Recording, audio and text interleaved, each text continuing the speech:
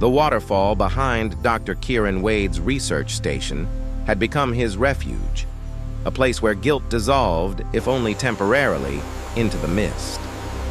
He'd chosen this remote outpost on Thalassa Prime deliberately, seeking isolation on this verdant world orbiting twin suns in the Kepler 442 system. Morning light pierced the canopy of crystalline leaves overhead, scattering rainbow prisms across moss-covered stones. The local ecosystem thrived with bioluminescent flora and fauna that pulsed with their own internal rhythms. Kieran's athletic build moved through the familiar territory with practiced ease, water containers hanging from weathered straps across his shoulders. "Another day of voluntary exile," he murmured, pushing dark hair from his eyes that colleagues once described as piercing before tragedy had dulled them. 4 years had elapsed since the incident. 4 years since his xenobiology team perished in the subterranean chambers beneath the northern mountains. 4 years of reliving every decision, every missed warning sign that might have prevented their deaths. The Oversight Committee absolved him completely. Environmental catastrophe, they'd concluded. But Kieran understood the truth. He'd been responsible, and that weight never lifted. The waterfall's thunder crescendoed as he approached the pool below. Kieran knelt at the water's edge, preparing to fill his containers. Then he froze. Downstream, partially concealed by hanging vines and aquatic plants, stood a figure in the shallows. She possessed unmistakably feminine features, yet clearly wasn't human.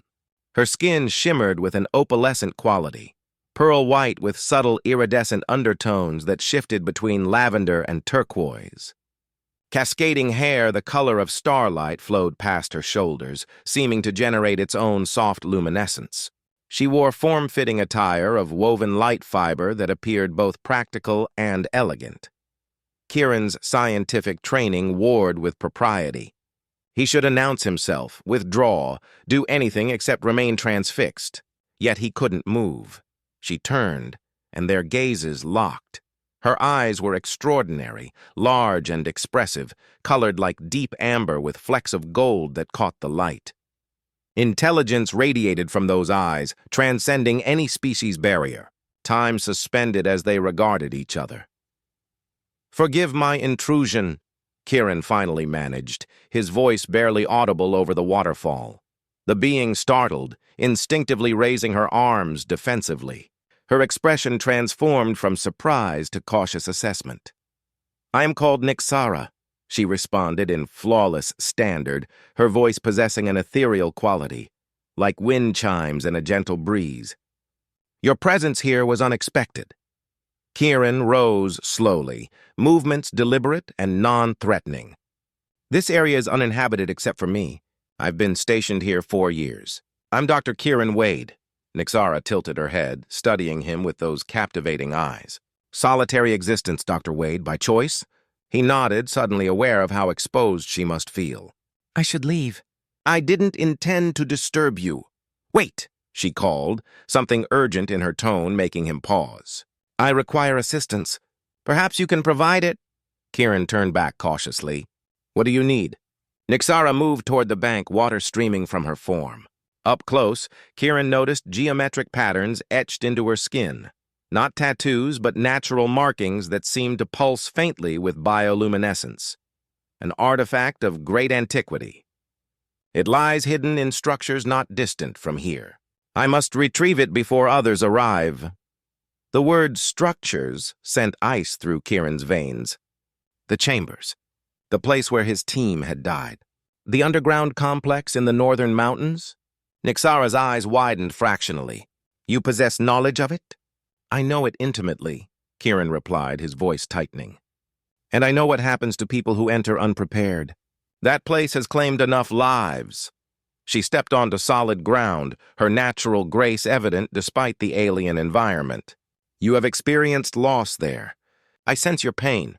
4 years ago. My entire research team. 7 people!" The words came mechanically. "Whatever you're seeking isn't worth more death." Compassion flickered across Nyxara's features. "I grieve for your loss, Dr. Wade. However, you misunderstand what transpires. The artifact must be secured before the Krythian Dominion locates it. Krythian Dominion? Kieran frowned. Who are they? Nyxara glanced around as though checking for observers. A militaristic civilization seeking ancient technology for conquest. I work to prevent such outcomes. Every instinct told Kieran to refuse involvement, to send her away and return to his isolated existence. Instead, he heard himself ask, "And your purpose for this artifact?" Those amber eyes held his with disarming honesty. Restoration. My civilization faces extinction from genetic collapse. The artifact contains knowledge from the Precursors, those who seeded consciousness throughout this galaxy. With it, we might reverse our decline. Something in her expression, the earnestness, the desperate hope, resonated with Kieran. For the first time in 4 years, he felt something beyond numbness and regret. "Tell me everything," he said, knowing his life had just changed irrevocably. Kieran led Nyxara through the forest toward his research station, acutely aware of her presence behind him. Water droplets still clung to her luminescent hair, catching sunlight and creating tiny rainbows. "My accommodations are modest," he explained as his dwelling came into view. A prefabricated structure enhanced with local materials, blending into the surrounding environment. "Functionality over aesthetics," Nyxara observed. "My people build organically, growing our habitations rather than constructing them." Inside, the station reflected Kieran's ascetic lifestyle. Minimal furnishings, extensive research equipment, and walls lined with data tablets and preserved specimens. Everything was meticulously organized. I can provide dry clothing, though the fit will be imperfect. He retrieved garments from storage. There's a privacy partition. While Nyxara changed, Kieran activated his beverage synthesizer, selecting a calming herbal blend from the local flora. His mind raced with questions and implications. "Your environment is quite contained," Nyxara remarked, emerging in his oversized shirt and utility pants. She'd fashioned a belt from light fiber, creating an unexpectedly appealing ensemble. "It suits you," Kieran said before catching himself.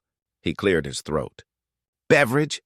They settled at his small table, steam rising between them. Silence stretched, filled with unspoken questions. "You mentioned genetic collapse," Kieran began. "Can you elaborate?" Nyxara's luminescent patterns pulsed gently. Kieran suspected it indicated emotional state.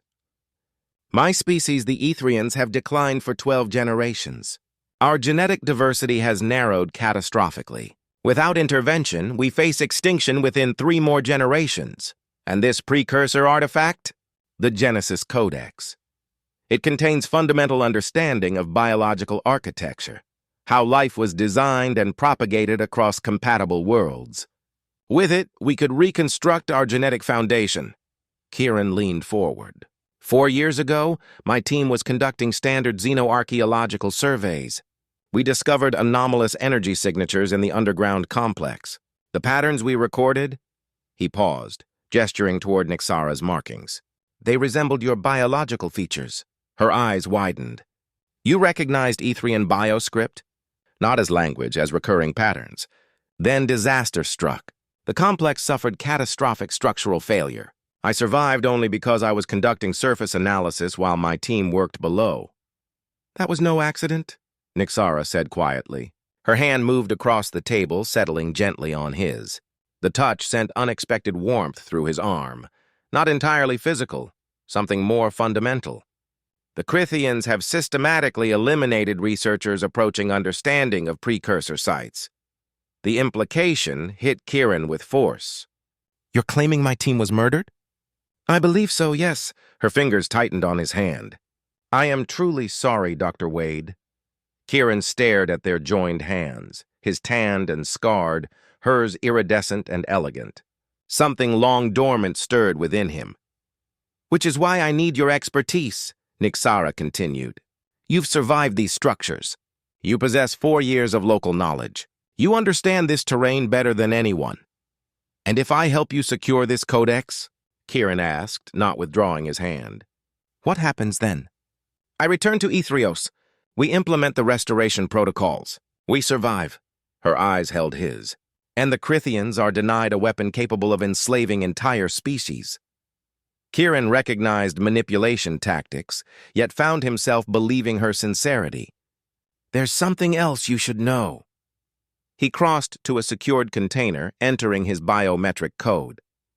From inside, he retrieved a carefully wrapped object. A fragment of crystalline material covered in patterns matching those on Nyxara's skin. I didn't leave the complex empty-handed. Nyxara gasped. Rising so abruptly, her chair toppled. You possess a fragment, she breathed, approaching reverently. May I examine it?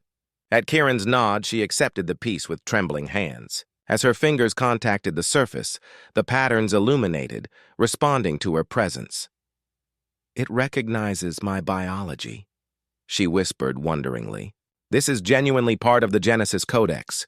With this, we can triangulate the primary cache's location. Watching her face illuminate with hope, Kieran felt something shift fundamentally inside himself.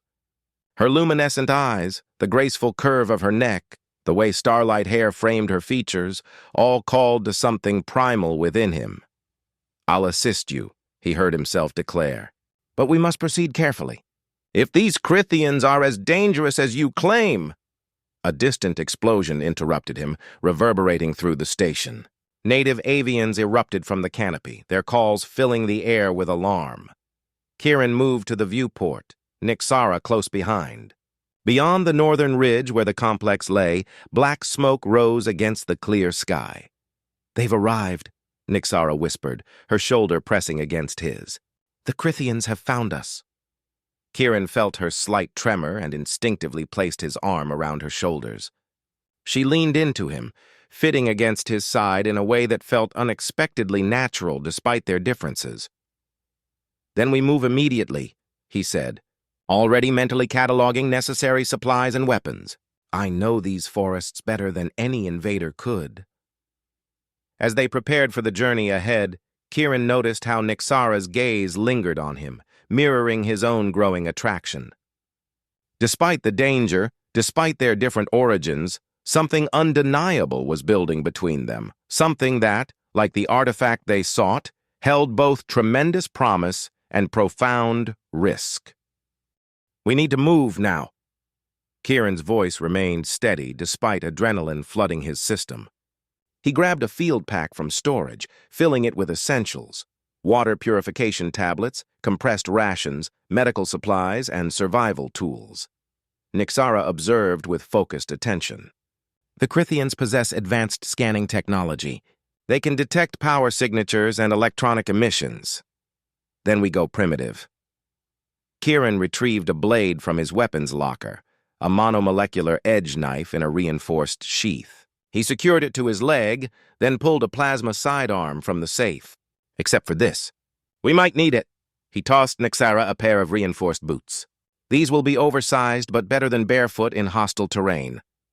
As she secured the footwear, Kieran found himself noticing how the ambient light played across her luminescent hair. Even in his utilitarian clothing, she moved with inherent elegance. The fragment, Nyxara said, carefully wrapping the crystalline piece in protective fabric before securing it in an inner pocket. It must remain with me. My biosignature stabilizes its energy matrix. Kieran nodded, shouldering the pack. We'll head west, away from the complex. There's a river network that can mask our trail. The Krythians won't expect us to move away from our objective. Strategic thinking, Nyxara approved, her amber eyes reflecting respect. My people have a saying, the prey that runs toward the hunter's den confounds all expectation.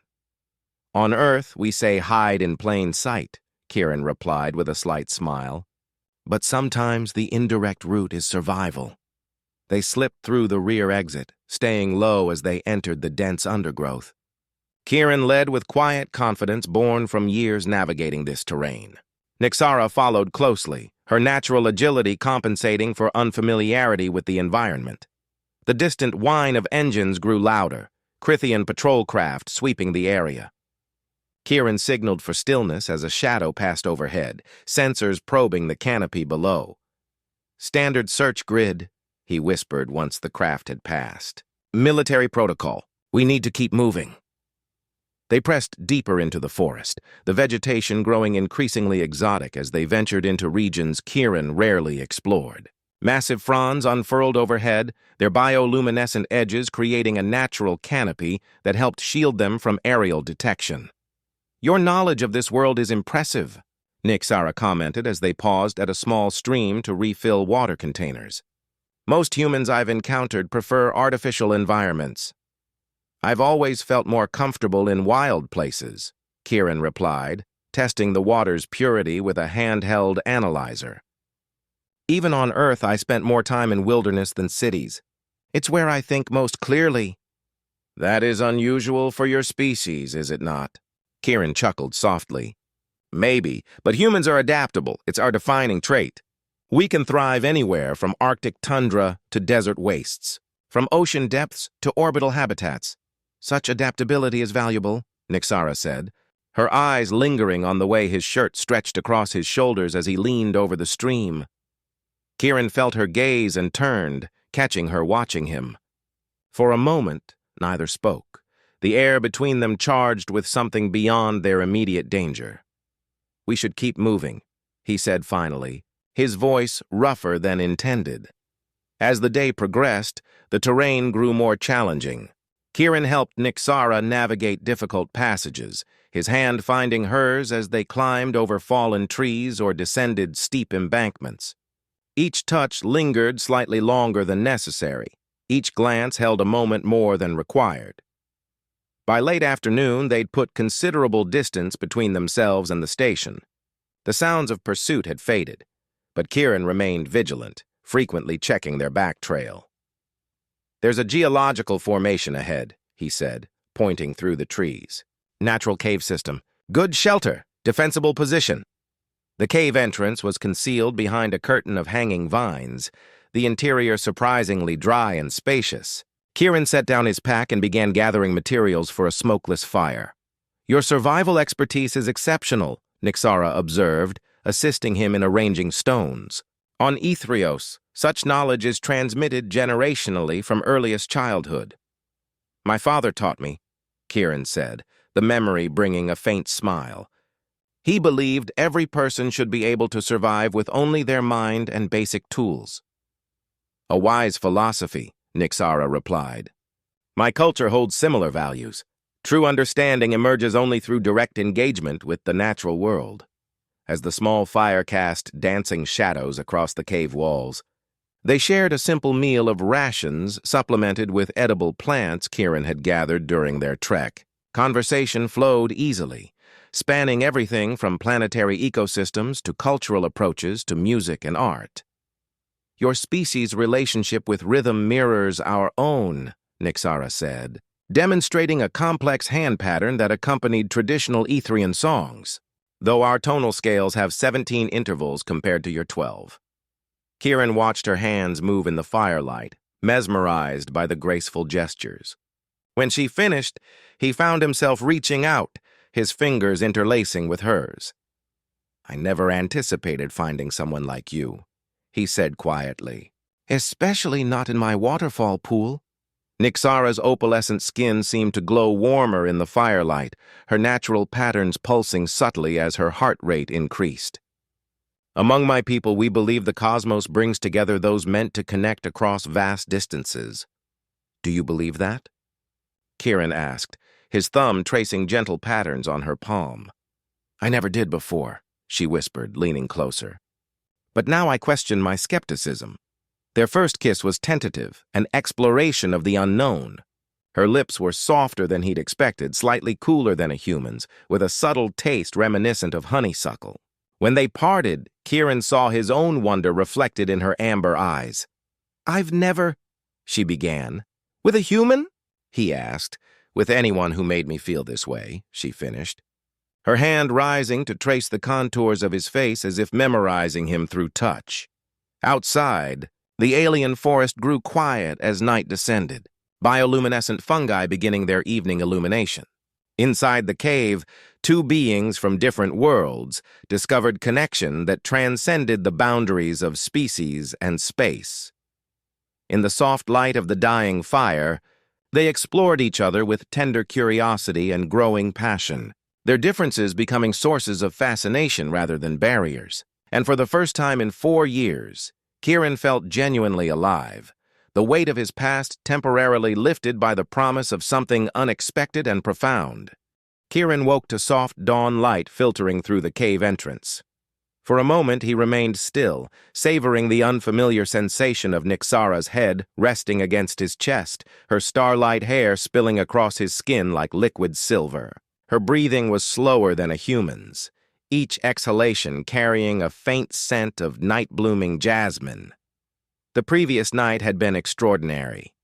Their differences had created moments of uncertainty that quickly transformed into delightful discovery. Nyxara's laughter when he'd kissed a particularly sensitive spot along her collarbone still echoed in his memory, melodic and unrestrained.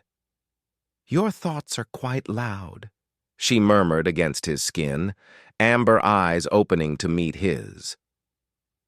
Kieran smiled, brushing a strand of luminescent hair from her face, just appreciating the moment. "A human expression?" she asked, propping herself up on one elbow. "Something like that." He traced the geometric patterns on her shoulder, fascinated by how they seemed to pulse with her heartbeat. "These markings, they're beautiful. What do they represent?" "Genealogical record," Nyxara explained, watching his fingers with evident pleasure.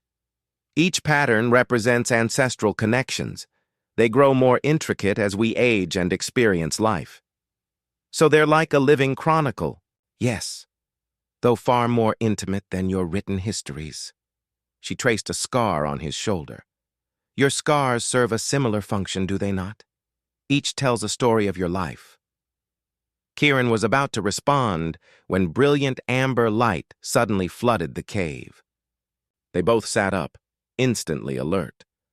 The glow emanated from Nyxara's borrowed shirt, specifically from where the fragment rested against her chest.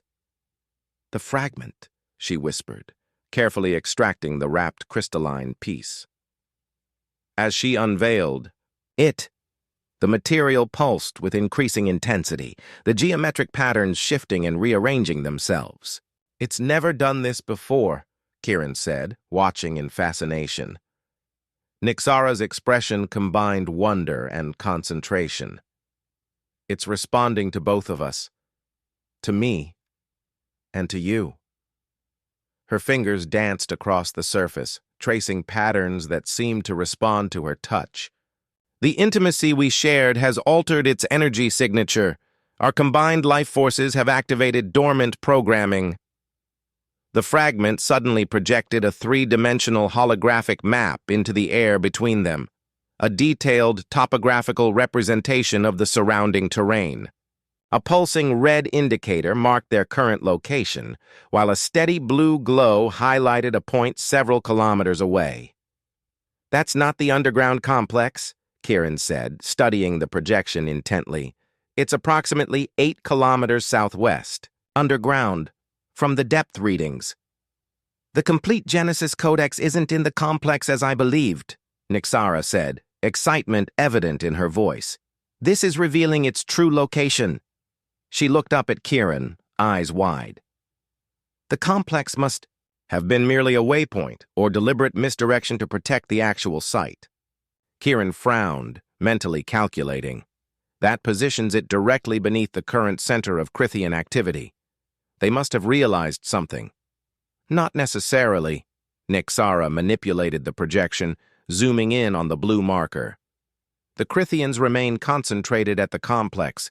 They haven't discovered this location yet." "Which gives us an advantage," Kieran said, already reaching for his pack. "But we'll need to circle back. Get closer to their search area without detection." Nyxara nodded, carefully rewrapping the fragment. As she secured it away, her hand lingered on Kieran's arm. "Last night, was it strange for you? Being with someone not of your species?" Kieran covered her hand with his own. "It was different, yes, but in all the ways that matter. The connection, the emotion. It felt more genuine than anything I've experienced before. A deeper flush of iridescence spread across Nyxara's cheeks.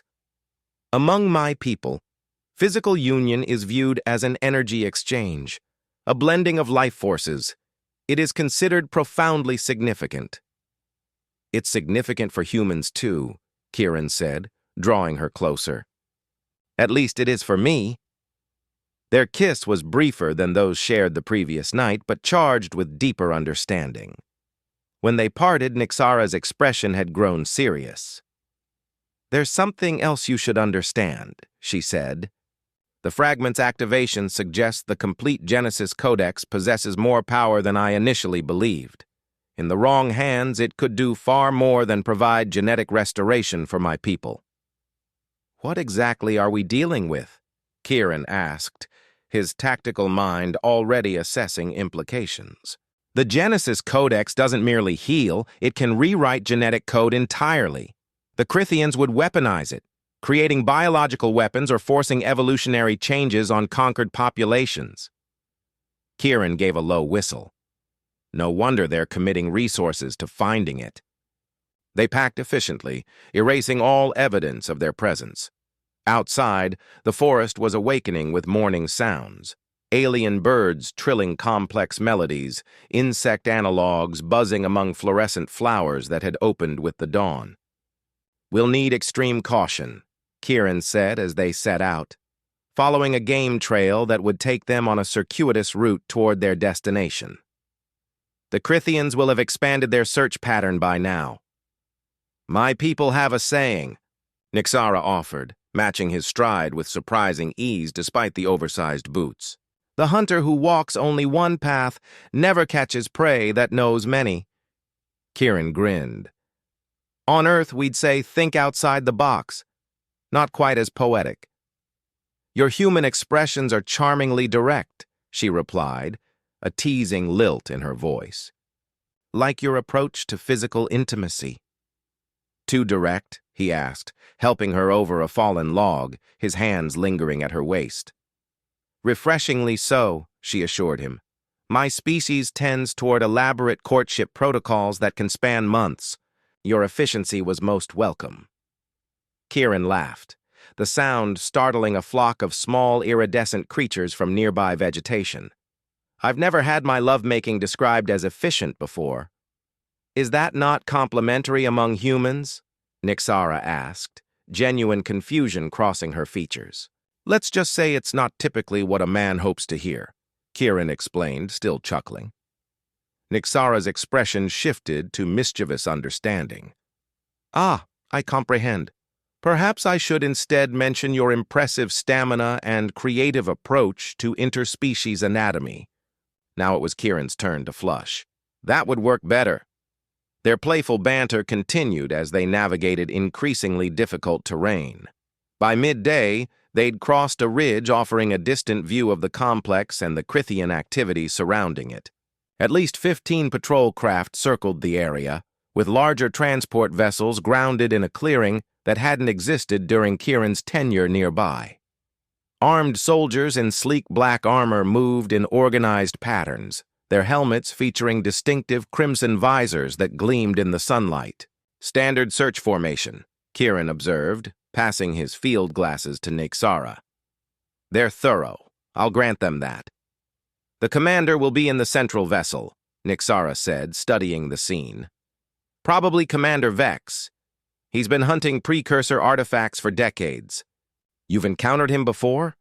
"Only by reputation. He's known for ruthlessness and tactical brilliance." She returned the glasses to Kieran. "We should move. Their scanners have limited range in this terrain, but we shouldn't test our luck." As they descended the far side of the ridge, Kieran found himself observing Nyxara with new appreciation.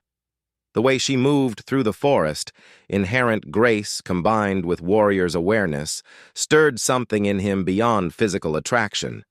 In just 3 days, she had reawakened parts of himself he'd thought permanently buried.